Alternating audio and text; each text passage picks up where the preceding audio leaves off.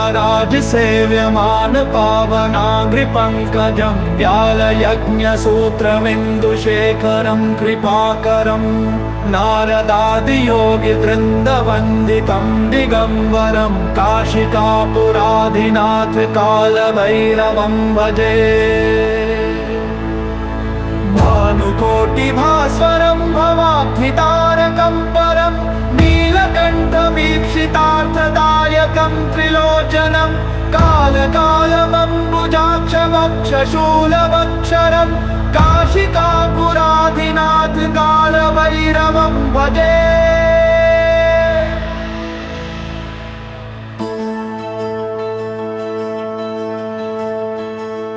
शूलटङ्कपाशदण्डपाणिमादिकारणं श्यामकायमादिदेवमक्षरं निरामयं भीमविक्रमं प्रभुं विचित्रताण्डवप्रियं काशिकापुराधिनाथ कालभैरवं भजे।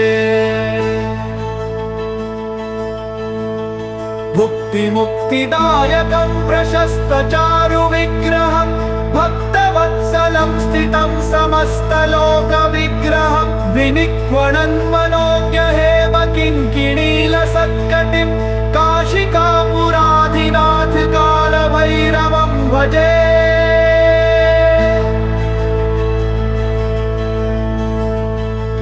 धर्मसेतुपालकं त्वधर्ममार्गनाशकं कर्मपाशमोचकं सुशर्मदायकं विभुं स्वर्णवर्णशेषपाशशोभिताङ्गमण्डलं काशिकापुराधिनाथ कालभैरवं भजे। रत्नपादुकाप्रभाभिरामपादयुग्मकं नित्यमद्वितीयमिष्टदैवतं निरञ्जनं मृत्युदर्पनाशनं करालदंष्ट्रमोक्षणं काशिकापुराधिनाथ कालभैरवं भजे।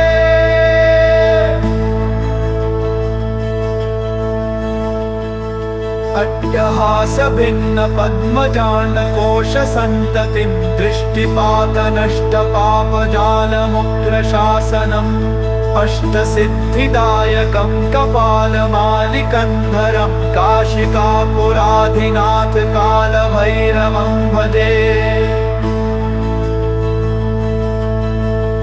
भूतसङ्घनायकं विशालकीर्तिदायकं काशीवासलोकपुण्यपापशोधकं विभुं नीतिमार्गकोविदं पुरातनं जगत्पतिं काशिकापुराधिनाथ कालभैरवं भजे।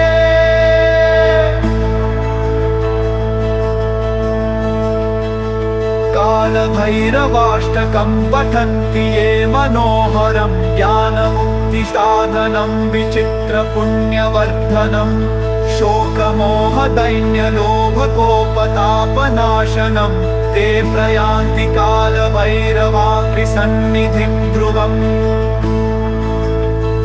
इति श्रीमच्छङ्करा